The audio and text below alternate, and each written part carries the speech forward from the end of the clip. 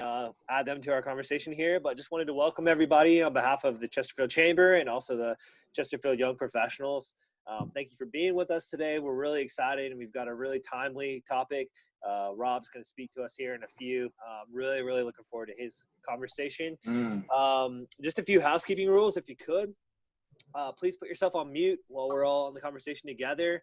I'm going to be monitoring the chat. Emma's going to be monitoring the chat. So if you have questions, please put those in the chat. We're going to interrupt YB as much as we can and ask him questions while he's talking. So feel free to do that. Just put them in the chat for us. And also, keep in mind that your video cameras are on. So if you need to head for the restroom or change clothes, please step away or turn your camera off. Could be awkward for everyone.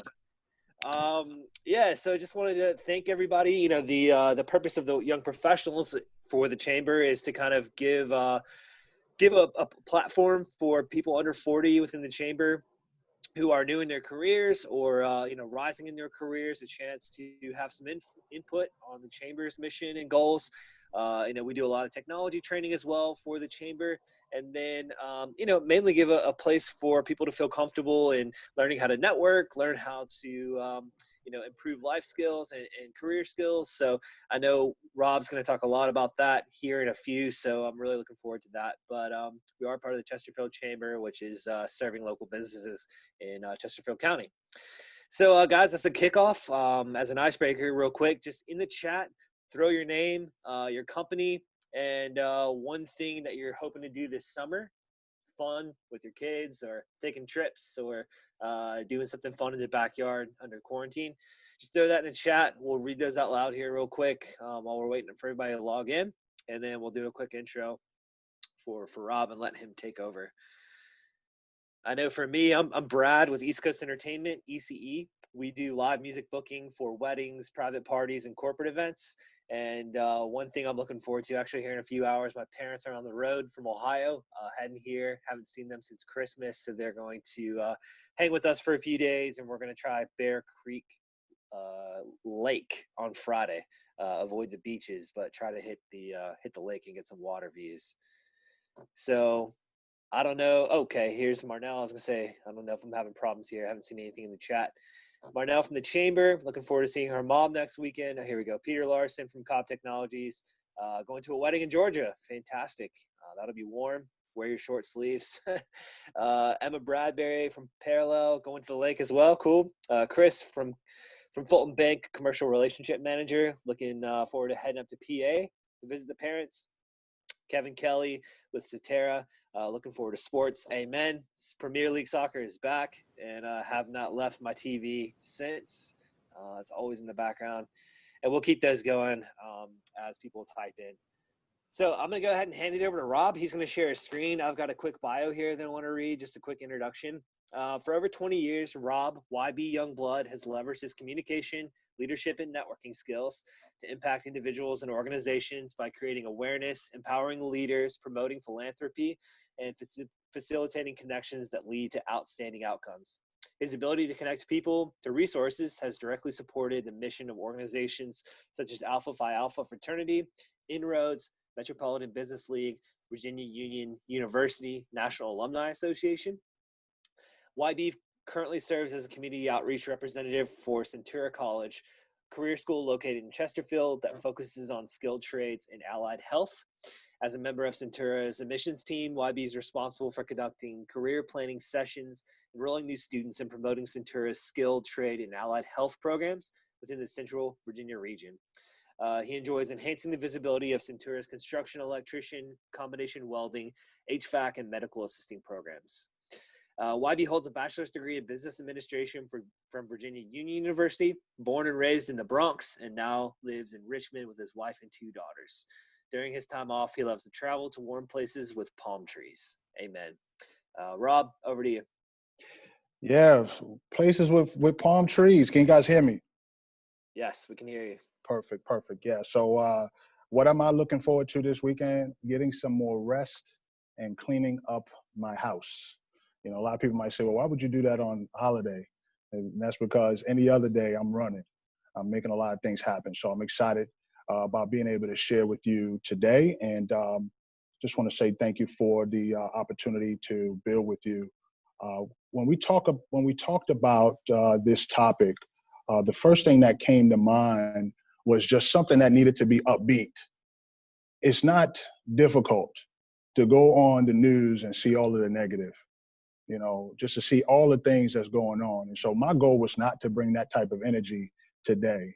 I'm typically the person who motivates. I'm typically the person who inspires. I'm typically the person that uplifts. If you get to know me, you know that that's the first thing that I strive to do. Two of my favorite words to say, well, really three, when you meet me, is peace and blessings, because I'm a firm believer that what you sow, you will reap.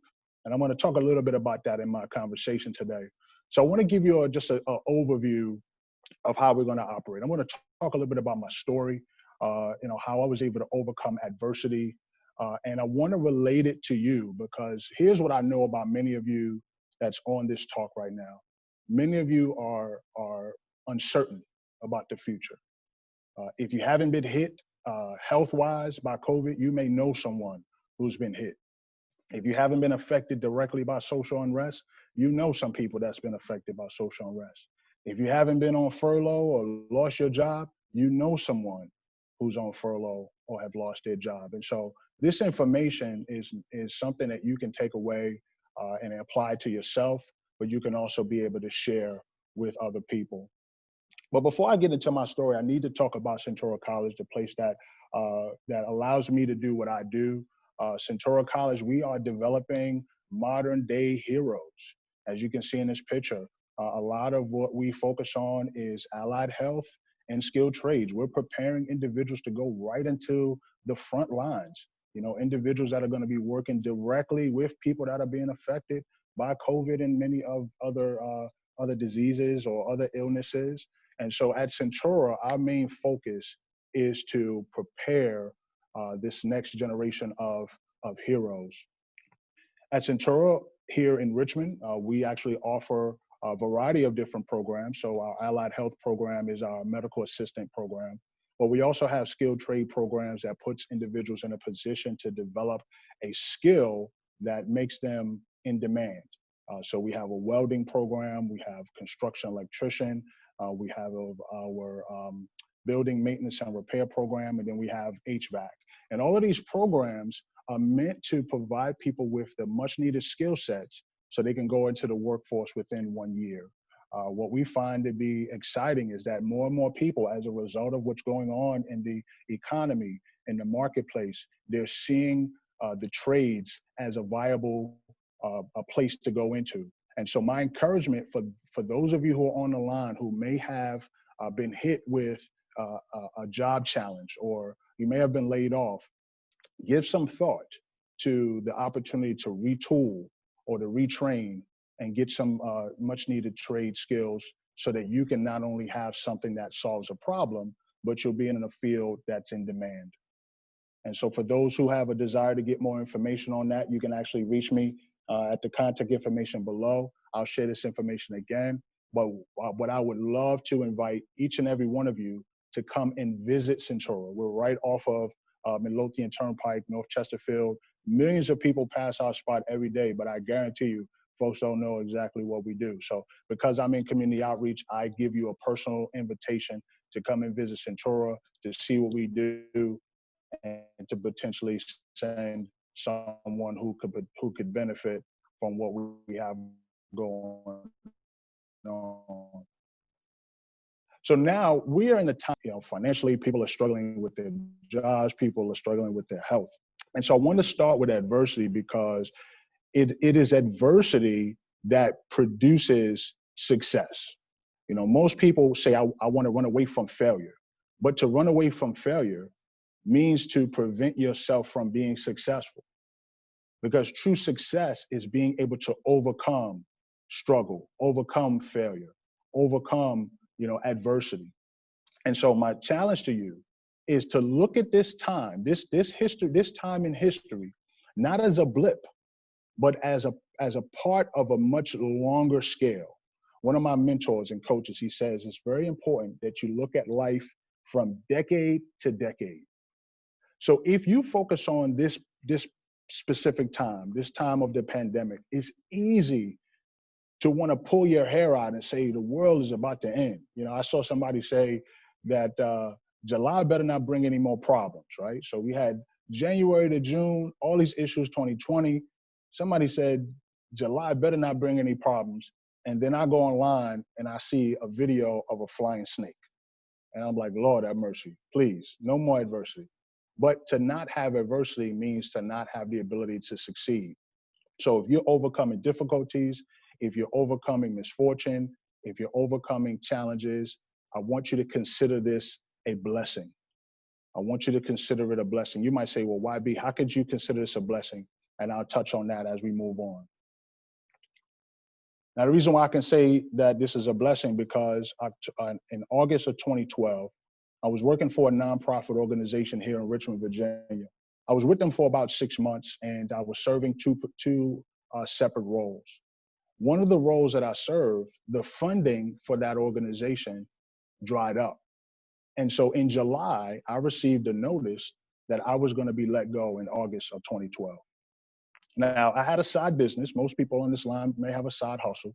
And so my attitude at the time in July was, oh, I'm good. They'll let me go and I'll bounce back and I'll be okay. But on August 15th, 2020, as I was leaving this building for the last time, I had tears rolling down my face because I was thinking about the wife that I had at home, the two beautiful daughters that I had at home, and I just didn't know what I was going to do. I didn't know what life was going to be like. How was I going to provide for my family? Because the side hustle was just that. It was a hustle. It wasn't something that was producing a significant income. And so I was fearful. I had a lot of doubt. But as I left this building, I did the one thing that allows me to be in front of you today, and that's I prayed. I prayed to God that he would deposit within me something that would allow me to live for him while utilizing my gifts and talents to be an impact to many people. And that's when he blessed me with YB Connects. YB Connects is the company name that was deposited into my spirit. It allowed me to tap into my gift, my superpower, which is my ability to connect people, to facilitate introductions, and to network. And I began to use those skills to teach folks, and I built a business on top of that. And so why am I sharing that story with you? Because I want you to understand, I'm not shadowed or shielded from adversity, but I do understand what adversity can produce. See, to overcome adversity requires that you focus on three aspects. Number one, your mindset. Number two, your skill set. And number three, your relationships. And in order for you to really see adversity for what it is required that you develop the right mindset. Napoleon Hill said, in every adversity, in every failure, in every heartache, carries with it the seed of an equal or greater benefit. Okay? And if you're taking screenshots or you're taking notes, please capture this quote, because Napoleon Hill, for those who don't know, wrote a book called Think and Grow Rich. He wrote this book after the Great Depression. The book, Think and Grow Rich, produced several hundred millionaires because of the mindset that the book produced. So in every adversity, in every failure, in every heartache carries with it what? The seed of an equal or greater benefit. So what does that mean? During COVID, there's a seed of an equal or greater benefit.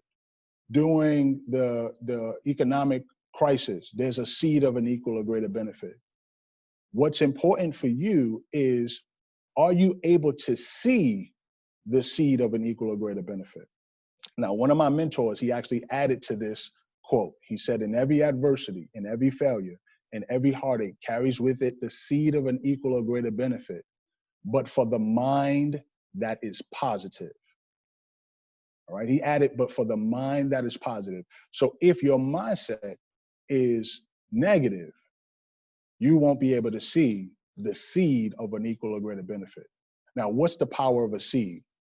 Put in the chat if you eat fruit of any kind. And if you eat fruit, Tell me what kind of fruit you like to eat. Okay, just put that in the chat for me. Okay. See, I'm starting to love eating cherries. I'm eating cherries. I'm eating apples. You know, but in every fruit, there's a seed. Well, what's the purpose of the seed? The seed is then put into the ground, which produces a plant, which produces fruit, which has more what in it? More seeds. The seeds represent opportunity. So how do you bounce back from adversity? Number one, you look at adversity for what it is. And number two, you look for the seed of an equal or greater benefit. Now, I want you to put in the chat, which one do you have? Do you have a fixed mindset or do you have a growth mindset? You see, people with a fixed mindset says failure is the limit of my abilities. That I don't want to fail because if I fail, then I'm going to be a failure. That's a fixed mindset. But a growth mindset says failure is an opportunity to grow, right? That challenges help me to grow. But a fixed mindset says when I'm frustrated, I give up. You see, to overcome adversity, to bounce back, to be able to attract opportunities, even in the midst of COVID, even in the midst of social unrest, even in the midst of financial hardship, you must possess a growth mindset. And having a growth mindset is going to require some energy. It's going to require some action. I was talking to a good friend of mine, and he reminded me that action cures fear. So we could either have a fixed mindset and focus on the fear, or we could have a growth mindset and take action, which cures fear. Which one do you possess? Now, the second part of being able to overcome adversity, to be able to bounce back, is to focus on your skill sets. Sheryl Sandberg says, build your skills and not your resume. So I know a few of you may have come on this call with the expectation that YB is going to talk to me about how to get a job and how to set my LinkedIn up and how to get my resume tight. No, I'm not. I'm sorry to disappoint you. Because the resume is a subset of who you are and why you do what you do. And if you are not focused on that as an individual, if you're not a walking resume, if you're not a walking magnet, then your resume for many of you is just fluff. Let's be real. Most of us sometimes will put stuff in a resume so we could look super great. But if on the inside, you don't really have the skill sets or you don't have the ability to produce, then getting a job is just a short-term solution to a long-term problem. And so some people may have lost their job. They may have been furloughed. They're worrying, how am I going to pay the bills? I got to figure out how to pay the bills. Don't focus on your resume. Focus on your skill sets. And it's important for me to talk about that because here at Centura College, our students are coming in, they're retooling, they're learning certain skills that's going to put them in a position to solve a particular problem. I don't know if you've ever seen this movie where the father, like, he travels overseas with his daughter, and his daughter gets kidnapped. Right. Well, matter of fact, the daughter goes overseas, and the daughter gets kidnapped, and the father's on the phone with the kidnappers, and he says, "Listen, I just want you to understand, I have a specific set of skills, and I'm not afraid to use them to get my daughter." That mindset is what you need to have when it comes to overcoming this challenge.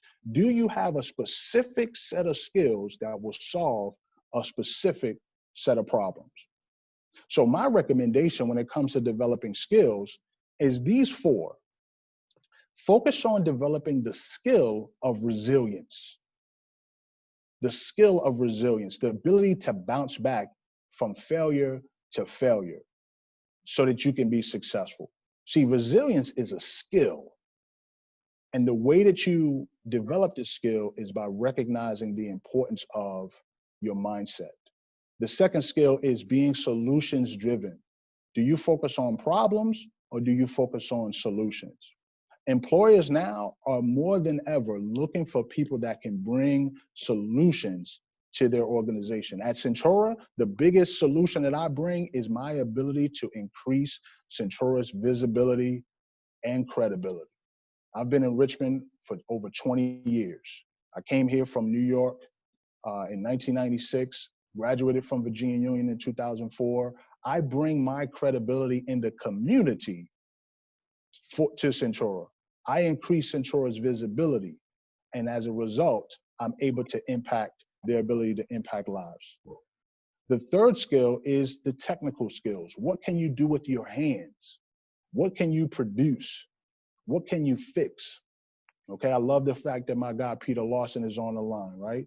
Cobb Technology does a phenomenal job at making sure that companies, if they have a need for copiers, if they have a need for service, he's able to get that out there. But the number one skill that Peter Lawson has is his ability to network. And that's a phenomenal, important skill that leads into the fourth skill, which is communication. Most people think networking is all about talking and, you know, getting business cards, when in actuality, networking is all about building relationships. One of my coaches and one of my mentors, Dr. George Fraser, says that networking is the ability to connect with other people in such a way that you create mutual benefit. Okay, you create mutual benefit, but here's another but. It starts with you giving. See, it's easy for us to focus on our problem. It's easy for us to focus on our situation, on our challenge. But to bounce back, to overcome these challenges, you're going to have to put your eyes on someone else and focus on giving. And that's the foundation of building relationships. Because I want you to understand that opportunities are all around you with every connection that you have. But now is not the time to focus on what can you get. Now is the time to focus on what you can give. And I know somebody might be saying, man, listen, I don't have anything to give, man. I just lost my job. I got to pay my bills. Hey, I need to focus on myself. And while that may be the case, understand that there is a secret to success in focusing on giving. No different than sowing a seed. You know, I remember someone saying before that they walked into a house. It was very cold. And they started talking to the fireplace. And they said to the fireplace, I need some heat. And this kind of fireplace was kind of weird because it talked back. And it said, I need some wood first. I can't give you no heat until you give me some wood. And so if you want an opportunity, focus on how can you give opportunities. So understand that opportunities are all around you. Focus on diversifying your network. You know, I love the fact that YP exists because it creates an opportunity for people from diverse backgrounds to connect, to network, to serve one another, to impact each other, all here in Chesterfield. They have to be mutual, all right? It's not about what can I get and what can I get alone. It's what can I give and what can I receive? How can I make this mutual? Yeah, go right ahead. I got a question that applies to this spot from one of the people that wrote in. Yep. So with relationships, once you've built those relationships, how do you support someone that may have been furloughed or laid off? When you were laid off, what did people say or what did people do that really made you feel supported and recognized? Yeah, the first thing I did was I began to market myself. I transformed my thought process from what next position can I get to me being a brand. So I started operating as a brand. So my first thing I would recommend is that if somebody was furloughed or laid off, start looking at yourself as a brand. Like what do you bring to the marketplace? You know, what are your attributes? What are your skills? Once you can identify that, start to connect with the people that are closest to you and begin to educate them on your brand. You know, most people will reach out and say, hey, I'm looking for a job. You know someone that's hiring. That's very generic. There's a lot of people that's hiring. If you go to LinkedIn right now and you type in who's hiring, there's a ton of jobs out there. That's not the answer that person wants. What that person wants to know is, is there an opportunity that fits the skill sets that I have so I can add value to that organization? So number one, if you can focus on being a brand, developing your brand, your personal brand, and identifying what your strengths and your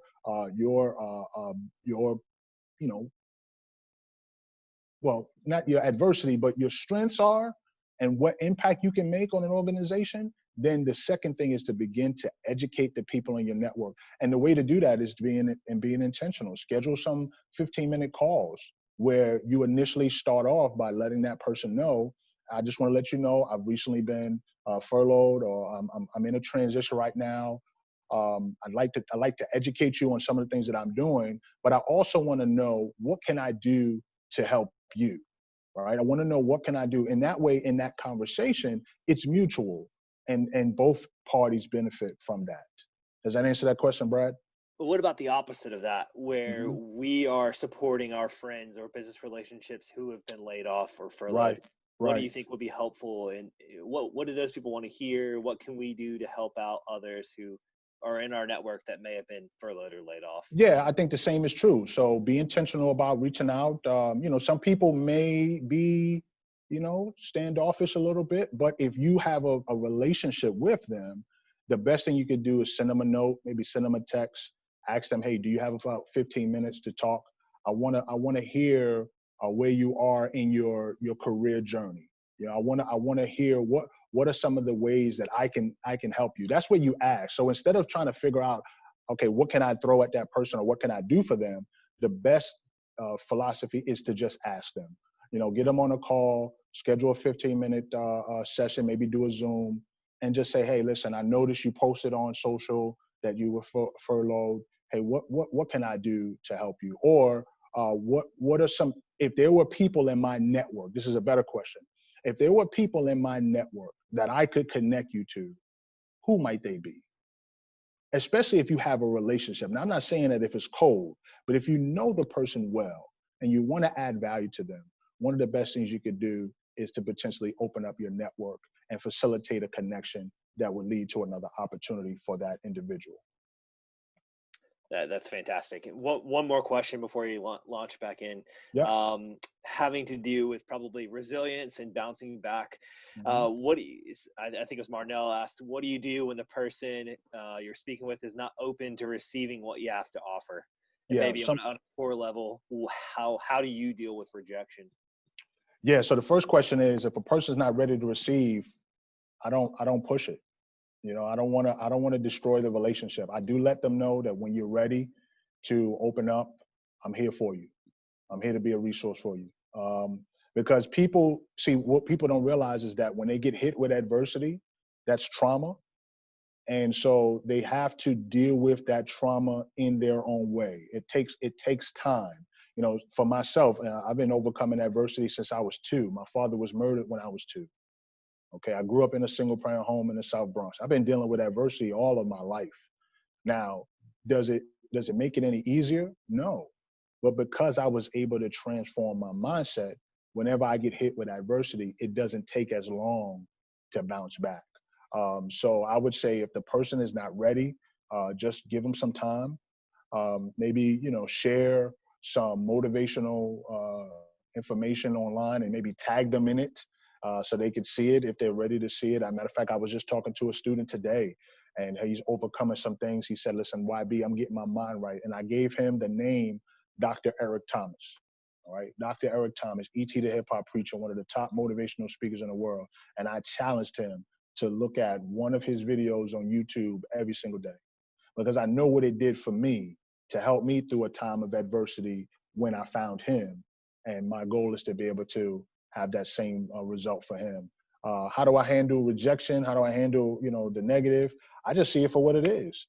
If I get rejected, that just means I'm not supposed to go in that direction. That just means that that's the door that I'm not supposed to go into. But if I understand the quote correctly, I understand that there is a seed of an equal or greater benefit.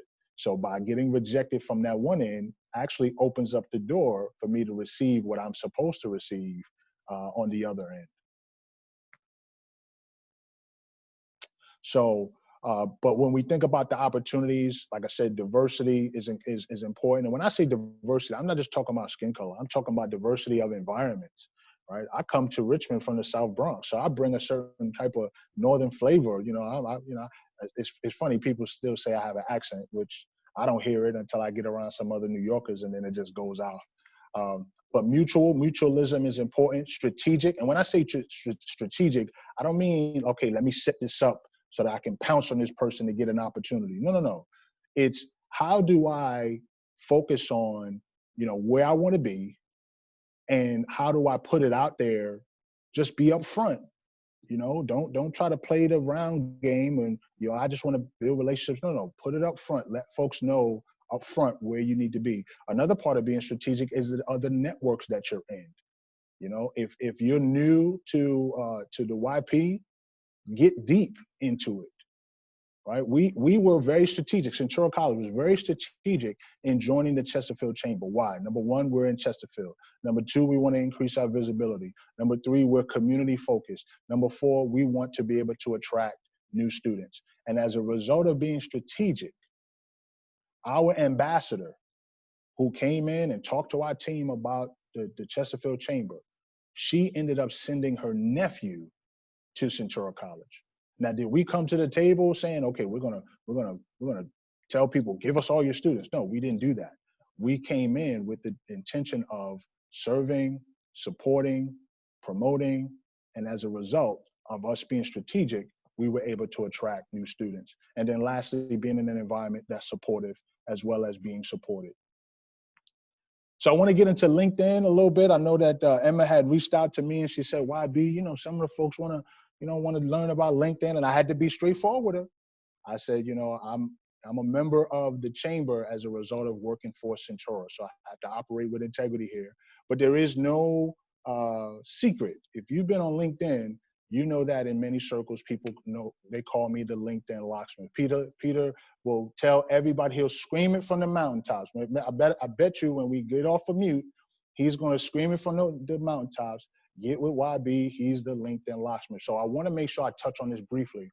But when it comes to LinkedIn, I want you to understand that LinkedIn is no longer just a resume. Is no longer just a place where you post the things that you've done, okay? LinkedIn is a marketing tool. Remember, you have to see yourself as a brand. See, my brand is I'm YB. When people see me, they know YB. Murnell, when she first saw me, right? I had a whole bunch of fuzz on my face, and the first thing she says was, "Hey, you can join YP." I'm like, nah, I just made the 40 mark, right? But I can still be a part of YP. Why? Because I can bring value to the table. Why? Because I'm a magnet, right? So I see myself as a brand. I know what I can do, whether I'm over 40 or under 40. It really doesn't matter. It is all about what is my brand. So you want to see yourself as a brand. You want to become a magnet. And how do you become a magnet? By the words that you speak, by the words you place on your LinkedIn profile, right? You have to be very specific in terms of what you want people to know about you. And you want to word your LinkedIn profile in such a way that those that are looking for that find you. So as you're starting to prepare for another opportunity in the workforce, begin to structure your profile in a way that allows for people to find what you bring to the marketplace, all right? So you want to clean up your contacts. I see a lot of folks that just adding folks left and right on LinkedIn. They're thinking that it's Facebook, connect. I tell people don't do that because it's all about being strategic.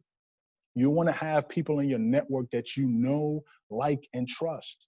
Not that you're just going to try to sell to them, not that you're just trying to get them to get into their network, but how can you create that mutual benefit? And every month I go into my LinkedIn profile, and if I look to see who this person is, and I've not had a conversation with them, or all I see is that they're trying to sell me, I will disconnect from them because they're not adding value to me, and clearly I'm not adding value to them. All right. Focus on connecting to serve. So if your goal is to be strategic in getting into a company, focus on connecting with your connections to serve them. But as you're serving them, let them know up front that your goal is to get into X, Y, and Z company and see if they can help you to get into that environment. Share valuable content. So one of the things that I love to do is to share what's going on with the Chesterfield Chamber. And I will tag Danielle on there. I'll tag Murnell on there. You know, why? Because I want them to know I value what they're putting out there and I want to get their attention. Remember, there's so much noise on social media. You want to remain top of mind. The way to do that is to share content that's going to keep you in front of the people that you want to build a relationship with. Earn referrals. Don't expect them. You know, the way to earn referrals is to focus on adding value and giving referrals. Find a way to give. Because when you give a referral, the first thing people think is, man, how could I help this person? Peter Lawson is phenomenal for that. Matter of fact, Peter should do a session on that alone. Make sure you, Brad, you get Peter Lawson on here if you haven't already to come in and teach on that tip alone, because that'll help people to explode in terms of getting opportunities just by understanding how to earn referrals. The next thing is just to promote your skills, promote yourself in a way that people can see that you bring value to the marketplace, that you are an asset, that you get results. And then lastly, be solution driven. Okay, don't focus on the problem, focus on the solution. And as you build your LinkedIn profile, you want to be able to promote your value statement in your headline and not your title. Okay, you don't want to focus on your title. If you are aspiring to go into another career, tell the world, aspiring whatever it is that you want to do, but then post your value. What value do you bring to the marketplace? And so as I conclude, I want you to recognize that in order to bounce back from COVID, from social unrest, from economic distress, you have to develop the right mindset. And from that mindset is focusing on your skill set. And every skill that you acquire, use it to be mutually beneficial to the people that's in your network, and build the kind of relationships that will keep you top of mind, but will also set you up for your next opportunity. So with that, I'm going to take any feedback. I want to know what you learned. I want to know how you're going to apply this. And I want you to, pop up any questions that have come to mind as a result of this presentation. And we've got one question from Bo. He said, how do you assess how other people perceive your brand? That's a great question. You ask them.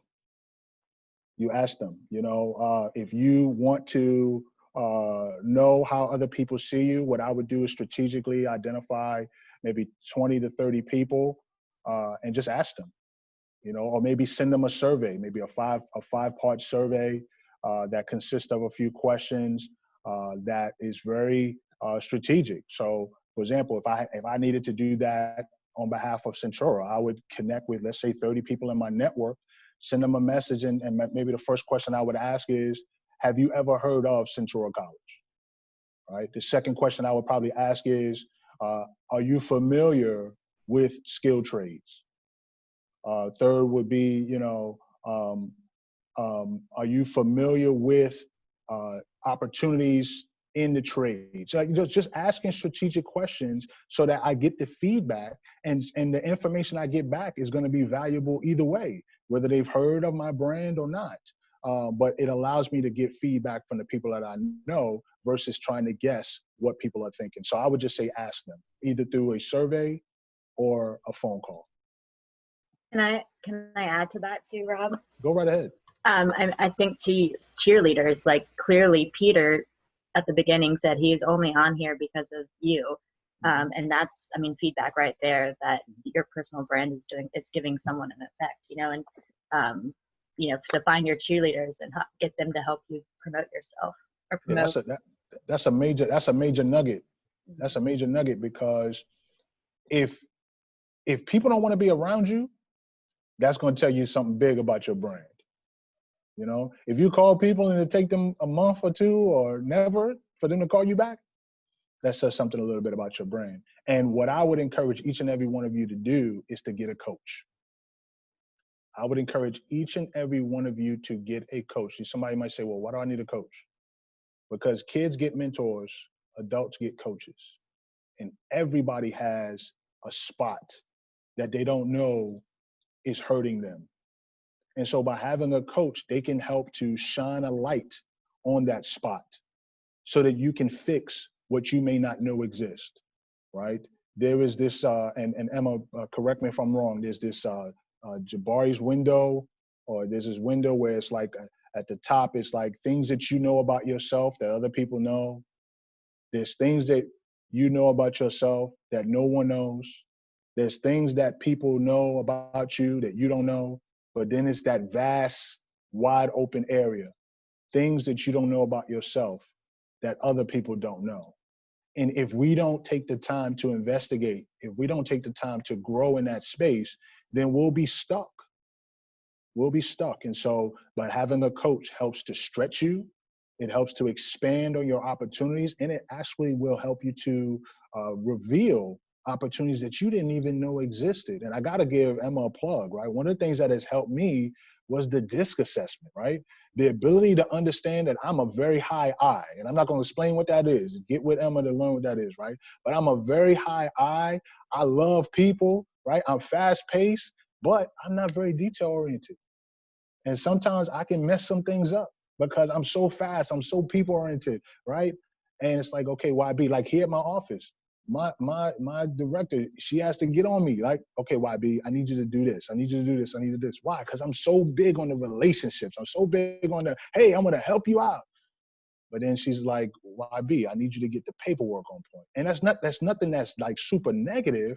But if I didn't have her as a coach, then I wouldn't get the business because I'm so focused on the relationship. So you got to get a coach, and I would highly recommend you get, do a DISC assessment so you can understand your strengths, your weaknesses, the various opportunities that might be available to you, and the potential threats that you don't even know is harming you because you haven't done an assessment. Fred has a fantastic question and something I'm really excited to hear you talk on. Yeah. This could probably be our last question. We've got a few housekeeping things at the end to talk about, but he said, with the recent social issues going on, what advice do you have for those that feel the values of their employer don't match their personal values? Yeah, that's deep. That's deep. I was talking to a good friend of mine yesterday, and he was telling me about a situation with an organization that he's a part of. And there was something that took place, and it was negative. And what he ended up doing was he in a subtle way, but he was direct. He called the leadership to the carpet. And he said, listen, if you value this, then it says you don't value me. And I think at this time, we can't be mute on this situation, right? Because if you value what you value, if you bring it every day to your job, and you bring your energy to the job, and the company doesn't value that or value you because they value something that's totally negative, that's a sign that that may not be a place where your brand needs to be in alignment with their brand. See, I think the challenge for many people, and I had to make this change when I got laid off, was that I don't look at a company as my employer anymore, right? They are a partner. They are an investor, right? When I partner with Centura, I'm bringing my energy to Centura to provide a service, right? Because if I looked at it as an employer, I might see myself as less than. And I look at myself as equally matched, right? Because I know that when I bring this energy, even with this call, everything is strategic, right? So if my organization, which I love what the leadership in Centura is doing, right? They address it. It took them a while to figure out the best way to communicate it, because you have to be mindful. You can't just throw something on the wall and pray it sticks. But they were very thoughtful, and they're putting pieces in place so that people feel valued. Because if I'm working for an organization, it's not just about getting a check. I want to be valued. And when you go through the DISC assessment, like I was talking about, there are certain people that if you don't value them, they're out of there. There's some people that wouldn't care. Like, listen, pay me my check. I'm in and I'm out. I don't care. But if you're the person that's what you need to be successful, yeah, it's important for you to address it in a politeful way, and direct, but address it. And if you don't feel like it's matching what your needs are, then you got to look at it brand for brand. And you say, do I want my brand to be associated with that brand? If the answer is no, then figure out a way to position your brand in another place. That would be my recommendation. So, and to touch on that, yeah, it's all about the job fit. So, I mean, exactly what you're saying, that, you know, in my company's perspective, we're about culture and developing a culture, but sometimes, you know, that employee is just not the right fit for that company. And it could be something, and true with the social issues going on, is that they're not appreciated and they don't share that same personal value. And into the long run, maybe it's not a good fit, whether it's a big deal or a small deal. It's back to that mindset thing. And you got to be able to put yourself in a situation that you're comfortable in and that you do feel appreciated and valued. Yeah. And it's okay if you got to make a transition. A lot of people say, well, don't leave one job until you have another job. Let me tell you something. You're going to produce ulcers thinking like that. You know, you got to have a growth mindset to say, I'm betting on myself, right? I had the right mindset. I had the right skill set. I had the right relationships. If I were to leave today, all I need to do is pick up a phone, contact maybe 15, 20 people, let them know what my next move might be. They might say, hey, listen, hey, I was waiting for you to call me. You know what I'm saying? But if we don't step out, if we don't bet on ourselves, if we don't believe in our abilities to get results, then we're just going to get stuck and we're going to let life keep doing what life does. And we need to take control and develop that growth mindset so we can succeed no matter what the adversity is. Well, I can't thank you enough, Rob, for that. It's fantastic. I was looking forward to this, and you definitely delivered. Thank you so much to you and to Centura for all that you guys do for the Chamber. Do you have anything, you know, places we can reach you, social media you want to mention? Yeah, absolutely. Absolutely. Well, you know, first and foremost, LinkedIn is my spot. But I'm going to throw a quick nugget out there. So oftentimes when speakers speak, you know, folks get excited about the speaker. They'll rush to their social media platform and they'll just send an invitation to connect. Brad, I love what you did. You and I, we connected. You sent me a personalized note. So my another nugget for LinkedIn is to send personalized note with every invitation, but speak directly to that person. Don't make it generic. Don't say, hey, I looked at your profile and noticed we have mutual connections. Nobody cares about that. That's like saying, hey, I saw we went to college together. Let's connect. What? I don't, my college had 15, yeah, 15,000 people. Like, but be specific. So to connect with me, you can definitely connect through LinkedIn, but shoot me an email. I provided my information. You know, I'm connected on the Chamber. So for many of you, your organizations are members of the Chamber. You know, go on the Chamber website. You know, Manel, I'm sure you love that plug, right? Go on the Chamber's website. You know, look up Centura College. Let's schedule a 15-minute call. I love doing that. Come through to the campus. You know, we are operating in a safe space. Folks come in. You know, we'll do a temperature check. Matter of fact, a couple months ago, before COVID, I was doing community leaders meet and greets. I'm actually looking at bringing that back. You know, but you know, we'll start virtually. But then I want people to come into the building. I need you to see my welding lab, right? I need you to see the students operating in my medical assistants. I need you to see that. Why? Because when someone else comes to you and they say, man, I'm struggling, I need an opportunity, you say, I know a guy, and you send them on my way. Awesome. Well, thank you so much again. This has been fantastic. And I know Marnell was recording it, so I think they usually post it online, and she can obviously get it to anybody that is interested in looking back. So thank you so much again, Rob. And also wanted to thank our sponsor, Capital Ale House, and Tess. Tess, if you want, just give a quick, 20, 30 seconds about what you do there and what you do for the Chamber, and then we'll move on to the next thing. Yeah, hi everyone. I'm Tess King. I'm with Capital Ale House. I'm the Marketing and Community Outreach Manager. We are open, so I don't know if you guys have been kind of venturing out or not, but come and see us. We're open. We have our patio and inside dining, so we love to have you guys. Awesome. I have eaten the Cuban many times during quarantine, and it's been always good every single time. So thank you for that. And yeah, I wanted to give a shout out to Justin Lopez from Chesterfield Observer. He was our YP of the month last month. Was always been an asset to the chamber, especially with the champs committee. I know they're always looking for young professionals. So if anyone's interested in volunteering with schools and young people especially, it's a great opportunity. You can always email him. And I want to toss it over to Emma, who's going to announce our YP of the month for July and give you some updates on plans for August. Yes. So, Marnell, are you ready to share the screen? I am. All right. So our YP of the month is drumroll. I don't know how to drumroll. Do you guys see it? Yeah, Patrick Carroll, who is not on the call today, but Yay. he has done a lot for the chamber and has really stepped up during COVID to, you know, be a supporter and offering help with sales and marketing and building relationships too. I know they're big on, you know, just reaching out and touching with your clients and that kind of stuff. So congratulations to Patrick, and we will send. He'll be in the newsletter next week, I think. In 2 weeks. 2 weeks. Yes, and we'll let him know that he has won. And then so we are in the works for planning something in August, so stay tuned. I'm not going to say anymore just because we don't have too much information, but we do have something planning. We are planning something for August, so stay tuned for that.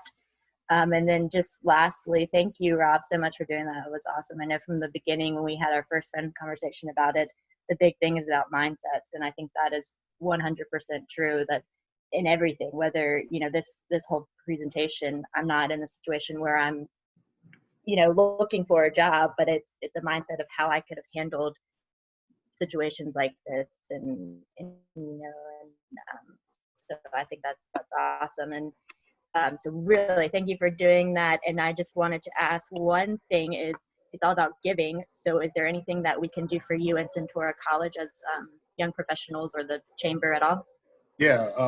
Can I give two?